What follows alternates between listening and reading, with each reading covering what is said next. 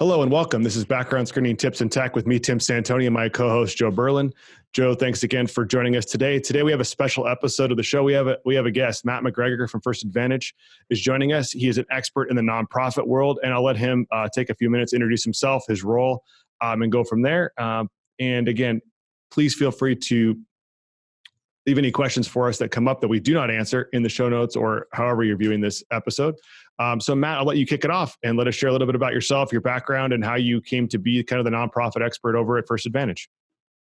Thanks, Tim. Appreciate you giving me the opportunity to join you guys today. So as mentioned, my name is Matt McGregor. I am the Director of Nonprofit and Education Solutions at First Advantage. So what does that mean? I actually work with our current clients and our prospective clients on benchmarking, industry-centric consultation, best practices, solution design, and ultimately operationalizing those solutions. So we focus in on a number of aspects of the nonprofit sector. So the people solutions, bringing the right talent through the door, safety solutions, making sure that you vetted those folks that are representing the brand. And we actually take it a little bit further too. We have some fleet solutions and some tax solutions that aren't necessarily applicable in the nonprofit space, but can be applicable in their corporate partners. So ultimately, we try to impact the space so they can continue on with their mission in a safe environment. And so we bring a number of aspects of the solution set to the table. And today, I think we're going to talk a little bit about safety for the nonprofit sector. Great. That's a great introduction, Matt. And I don't know how free you are to share the types of clients you work with or their names specifically, but maybe just kick us off with just the general sense of the types of companies to the ability you're able to share so that our viewers get a sense of the types of nonprofits that you help to protect through, screening and other technology and services, in that sector. Absolutely. So to give you the broad stroke, we can service any nonprofit. So whether it's a 2 or 3 person shop that's really just helping out in the community, all the way up to those global nonprofits that serve around the world. And we focus in on a number of different areas. So we have the humanitarian group and the service group. So those are organizations that may provide healthcare solutions or food and nourishment solutions. We certainly focus in on youth serving organizations. So that can be anything from youth athletics to after school programs and safety programs. And then certainly it's a community service organization. So that encompasses the youth serving, of course, but also those in the community that might be out of work or might be homeless or might need an extra meal or a place to sleep. So when we think about our reach, it really is end-to-end in the nonprofit sector. And I know that is, again, a bit of a broad stroke, but we really look to serve, and wherever we can serve, we will do just that. Awesome. Well, it's a great introduction and great insight for our listeners and viewers to get a sense of who you guys work with. So thank you for sharing that. As we kind of get into things here, as you work across the nonprofit space, what are you seeing as far as organizational focal points heading into 2021 in light of, what's happened in 2020, I guess, there's obviously maybe some shifts, there may be some changes, but what are you seeing? Yeah, so I think the headline right now is mission continuity. So the pandemic was disruptive to a number of industries, no doubt about that, and nonprofits is certainly aligned. Some orgs have had to quickly pivot their mission. Some orgs have actually had to shutter their doors for a short period of time or altogether. So the impacts have been vast. And really what we've tried to do is hone in on where the massive challenges for an organization when we engage, and then try to peel back the layers and see how we can solve for. So again, you have organizations that may have shifted from after school programs to a community food bank. So if they're going to sustain the food bank, how do we help them in doing so? If there is a timeline where they will pivot back to their after school program, okay, how do we help them not only maintain the food bank, but then slowly progress back to their original mission, which was after school? So as you can imagine, there's a lot that goes into that. Not only from an operational standpoint, but from a safety and a security standpoint, from a people aspect of things. So that's your volunteers, your full-time employees, your board members. Everybody has a stake in this evolution, if we can call it that. So, the one thing that jumped out at us when we started to engage was that there was a shift and who's volunteering and who the constituents are. And when I say constituent, what I'm referring to is the people that actually take the services from an organization. And so we saw a shift in folks that were volunteering, and they continued to volunteer, but they were also going from the back of the house into the line. And so for the first time ever, you actually saw individuals that were mainstays in the volunteer organization take advantages of the services. And so I think this was one of the first, I guess, broad stroke statements of, wow, this is a new world. This is something that we hadn't seen before. And we really had to change our positioning and become more agile in not only how we supported the nonprofits, but also how we engaged them in general. Their world was changing considerably, and the old school way of doing things just wasn't going to cut it anymore. So, as the year began, we saw an increase in attention on volunteer attraction and retention, and really elevating a volunteer's experience, similar to what you would see with a full-time employee. That still continues, and we saw that continue throughout the year. But again, the shift came from when you really took into account who was volunteering and who the constituents were. And so we wanted to make sure that we were putting together solutions that would allow organizations to quickly vet those volunteers that wanted to serve and wanted to take part in the service organization, but also ensure that they had the best possible folks throughout the organization, both as a full-time employee, a board member, or again, as those volunteers that are representing the brand. The other thing that jumped out right away were virtual and remote opportunities for volunteers, which is certainly new to the sector. So all of this folds into different aspects of safety, which we can certainly explore. Wow, yeah, that's definitely a shift, right? And definitely a change. And unfortunately, for those folks, those situations have transitioned and they're able to do that. But definitely, you guys are taking a very strategic approach in understanding the actual mission and looking at continuity and helping them to actually operate better as an organization or as a business, more so than just safety and risk procedures, which is really great. Yeah, and we've really taken the position that we don't know. And so we have to go into the field. We have to talk to these organizations. We have to get a sense of what their day-to-day looks like right now and what it might look like 6 months, 12 months, and 18 months down the road. To assume that, one solution fits everywhere is just simply wrong. And so we don't take that approach. Gotcha. So, I guess another question that comes up is looking at safety for these organizations. We talked about, physical safety, virtual, cyber, whatever else that might be out there that impacts the ability for these businesses to operate in a safe environment. What are the most, what aspects are important in 2021? What are they preparing for? What shifts are you seeing in that aspect of the overall safety of the organizations? I think you may have touched on a little bit earlier, but, specifically, is there anything else that you're seeing that you want to share with our listeners? Indeed. So a couple points. One is certainly physical safety. So when you think about PPE, access to things that will mitigate risk within the COVID era, if you will. So that's front of mind for all. Whether you're in an office environment, whether you're in the field volunteering or as a full-time employer, or actually even in those virtual or remote environments, it's still front of mind. Another increasing aspect of safety is around cybersecurity.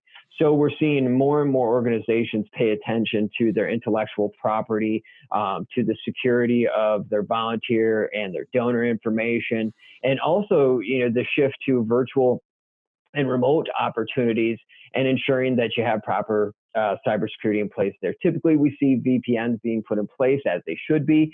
And ultimately, that's a substantial shift in the nonprofit world. We've seen an increase in volunteer and remote work in the commercial space for, 10, 20 years. But in the volunteer sector, it was slowly rising. And then when COVID hit, it just pushed it into the forefront. So much so that you now see volunteers actively seeking remote and volunteer opportunities and looking for that a path to serve. Yeah. So in working with the nonprofit sector, a little bit different than the for-profit or general business environment. These changes take time and do take resources. So what are these organizations doing to actually fund these types of projects? Are they able to get donors, and or are they just shifting their funds? Like how is the cost actually impacting their ability to operate and to serve their mission? That's a great question. So your traditional fundraising opportunities are still there. Donors that come to the table, grants, certainly from the government are in play. but more and more we're seeing an increase in crowdfunding.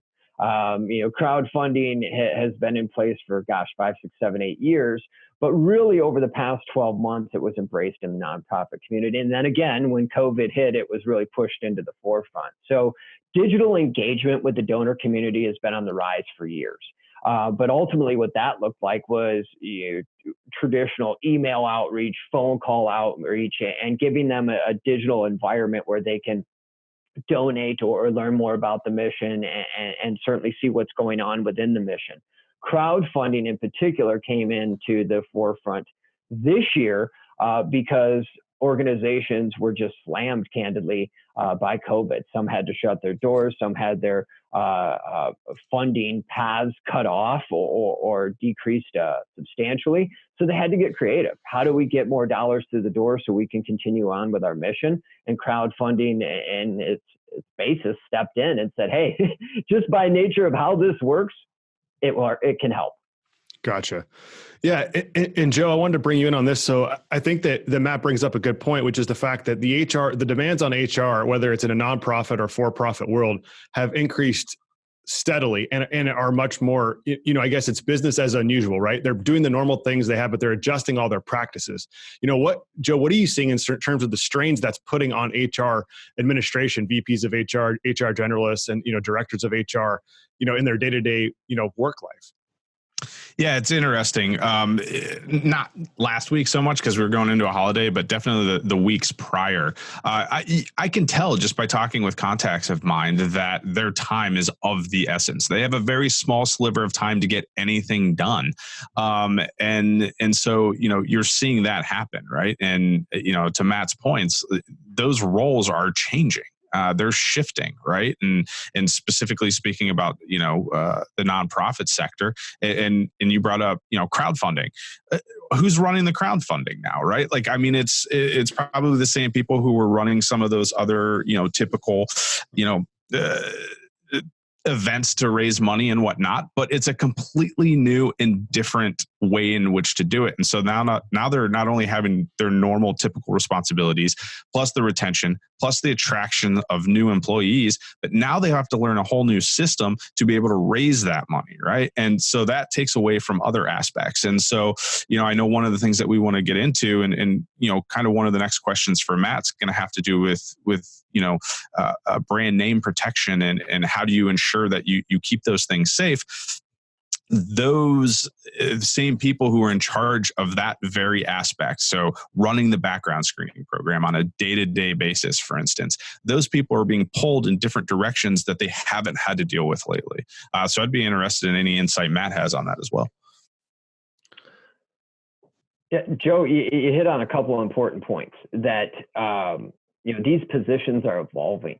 And they may be a temporary evolution. They may sling back, to 90% of what they were before. Some may not, and some may evolve into new roles that are within an organization as we move forward. But when you think about that, so that's great that there's new jobs to take on or new volunteer opportunities to take on, and that's going to be attractive to some. But one of the things I would be remiss if I didn't bring up is attraction and retention of volunteers and full-time employees. So again, this was in the forefront as we came into 2020, as with most organizations. They're looking for quality candidate experience. They're looking for an efficient candidate experience. And ultimately, that's the first step in retention. Same holds true with a nonprofit, but even more so, we're seeing those same initiatives applied to a volunteer.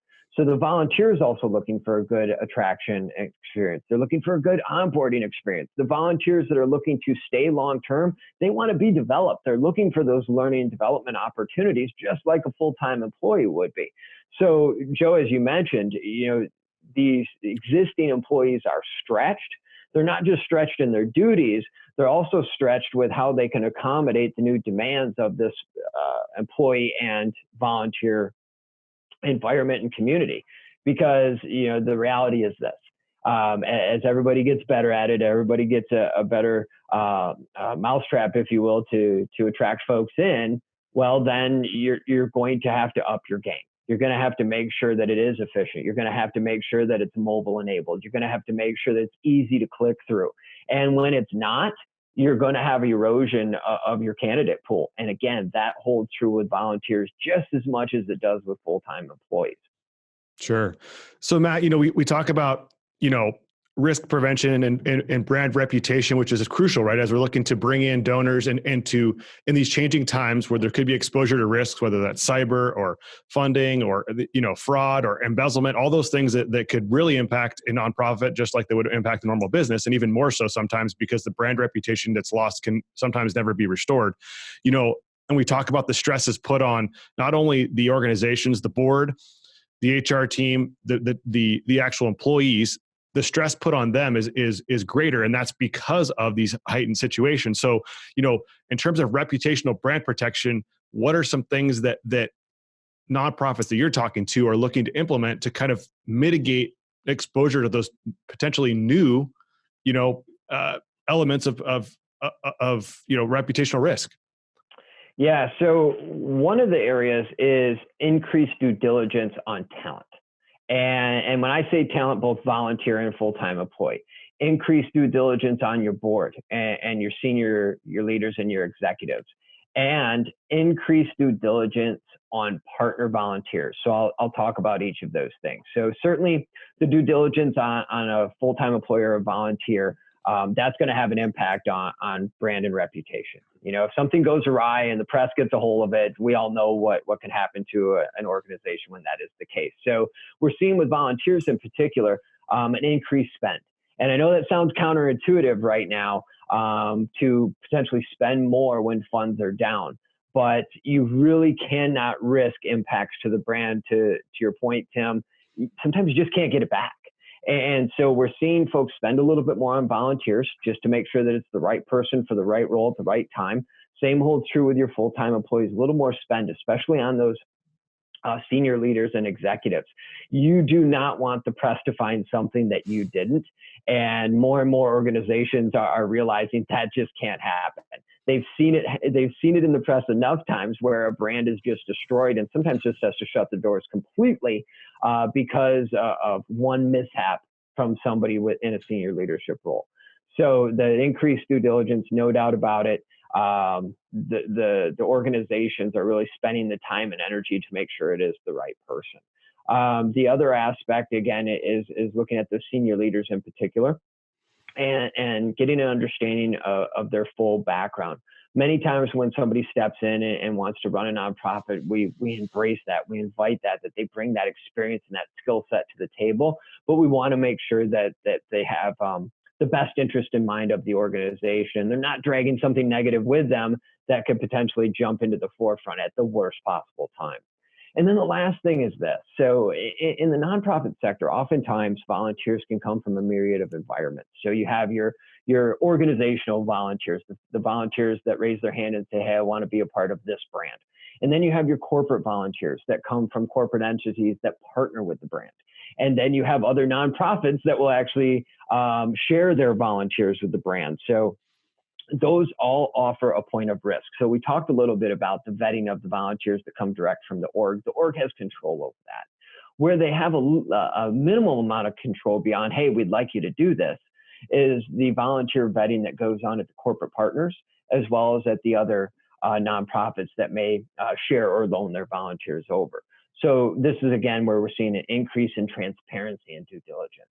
So it's not just, hey, I said I did it and that's good enough.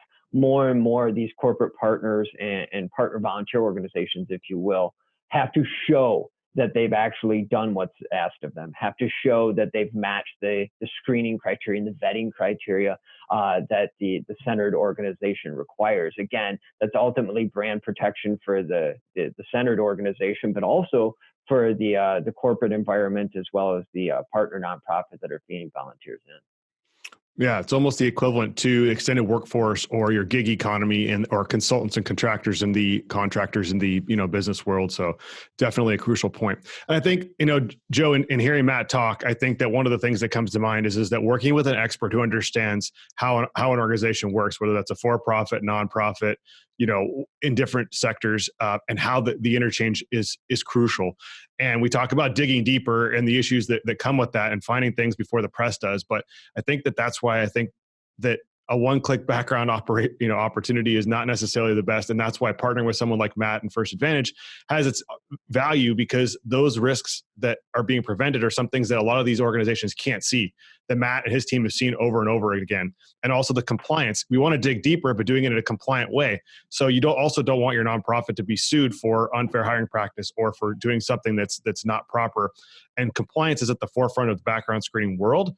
And having someone to manage that also protects reputational risk and the brand. And that's where the expertise, I think, is crucial. And that's kind of the point of this show, which is kind of expose people to the differences between all levels of screening and bring on experts who and really illustrate how they help their clients and their partners manage risk and do things that set them apart and help their clients set themselves apart from everyone else in that organization. And Matt, you bring up some really great points. Joe, do you have any final questions before we let Matt go? No final questions. Just a couple thoughts. I mean, I know we covered a lot of bases there. One of the things, and I think probably one of the bigger highlights, and Tim, you just mentioned it. One of the reasons to partner with somebody like Matt, right, in this nonprofit space would be the simple fact of he obviously knows what he's talking about. And when it comes to your organization, he realizes that whether you've got 2 people or 3 people in that organization, or you've got 150 people in that organization, that your needs are not going to be the same as the person next to you. He understands, and we understand that HR has got its hands full. The people that are running these programs, attempting to keep these organizations safe, have magnitudes of things to keep in mind. One of which is your board of directors is not going to have the same type of background check that your, everyday hourly volunteer is going to have. And so, you'll run into a lot of companies where they try to fit a square peg into a round hole, right? And they say, hey, these are the background checks we have to offer. Here's the pricing. Here's the services that are included. Some of those services you may not need, and others you may need, and they may not have it. And so I think it's really important to, approach a partner from the sense of customizing your services and your packages based on your particular needs, because your needs are not the same, regardless if it's the same industry, if it's the same type of nonprofit. It's not the same as your competitor or a co-organization. Awesome. Well, Matt, thanks again for taking some time today to come on the show. We'll definitely link up all of Matt's information in the show notes below. If you need to connect with him, we'll leave that information there. And Matt, before we let you go, any final words? Well, it's been a pleasure. I appreciate you guys bringing me on, and no doubt about it, we like to bring that expertise to the table. We don't look at it as a transaction. We look at a consultative relationship, and ultimately we want to do what's best for your organization so you can serve. Thank you both. Awesome. Thanks, Matt. All right, Joe, Matt, thanks again for tuning in. Again, you can pick up the podcast wherever you download your podcast, and you can also watch the vidcast on YouTube. Again, thanks for tuning in. Background Screening Tips and Tech, and we look forward to connecting with you very soon. Thanks.